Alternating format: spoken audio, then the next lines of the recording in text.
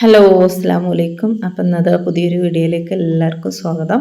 അപ്പോൾ ആദ്യമായിട്ട് കാണുന്നവരാണെങ്കിൽ തുടങ്ങുമ്പോൾ തന്നെ ഒന്ന് ലൈക്ക് ചെയ്യാൻ മറക്കരുത്.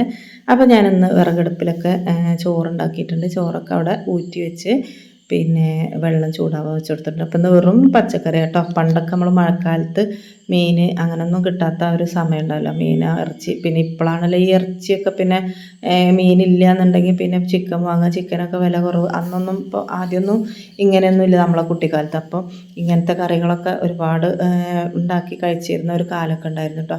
അപ്പോൾ അത് വെണ്ടയും ഉള്ളിയും തക്കാളിയും വെച്ചിട്ട് മാത്രമാണ് കറി വെക്കുന്നത്. പിന്നെ ക്യാബേജിൻ്റെ ഒരു ഉപ്പേരി ഉണ്ടാക്കുന്നുണ്ട് കേട്ടോ. അപ്പോൾ അത് ആദ്യം തന്നെ വെളിച്ചെണ്ണയിൽ കടുകും വെളുത്തുള്ളി മുഴുവനായിട്ട് ഇട്ട് കൊടുത്തിട്ട് പൊട്ടിച്ചെടുത്തിട്ടുണ്ട്. പിന്നെ അതിലേക്ക് ഉള്ളി വെണ്ടയൊക്കെ വഴറ്റി കൊടുക്കുക ചെയ്യുന്നത് കേട്ടോ.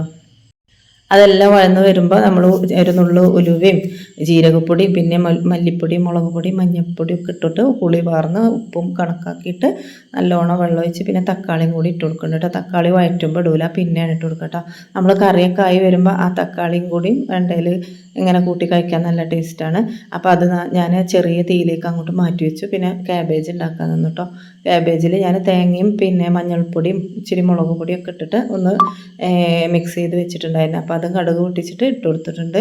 അപ്പോൾ അത് വറ്റി നല്ലോണം ആ ഒരു പിന്നെ വെണ്ടയിലേക്കൊക്കെ ഉപ്പും പുളിയൊക്കെ പിടിച്ച് നല്ല ടേസ്റ്റായിട്ട് വന്നിട്ടുണ്ട്. അപ്പോൾ ഇതിൽ ചിലർ തേങ്ങ അരക്കും. എനിക്കാണെങ്കിൽ പുളി ഒഴിക്കണ കറിയിൽ തേങ്ങ വല്ലാതെ അരക്കണ ഇഷ്ടമല്ല കേട്ടോ. ഇതും കൂട്ടി ചോറിനാ പിന്നെ ഒരു ഓംലെറ്റും കൂടെ ഒക്കെ ഇപ്പം ഉണ്ടെങ്കിൽ നല്ല ടേസ്റ്റാട്ടോ. അപ്പോൾ ഞാൻ ഓംലെറ്റ് ഉണ്ടാക്കിയില്ല, കൊണ്ടാട്ട മുളകാണ് വറുത്തത്. അപ്പോൾ ഇതാ ഇന്നത്തെ കറികളൊക്കെ കൂട്ടിയിട്ട് ഫുഡൊക്കെ കഴിച്ച് കുറേ റെസ്റ്റൊക്കെ എടുത്ത് പിന്നെ മഴയതുകൊണ്ട് എവിടേക്കൊന്നും ഇറങ്ങാനൊന്നും പറ്റില്ല. അപ്പോൾ വീട്ടിൻ്റെ ഉള്ളിൽ തന്നെ ഇങ്ങനെ ഇരിക്കാം കേട്ടോ.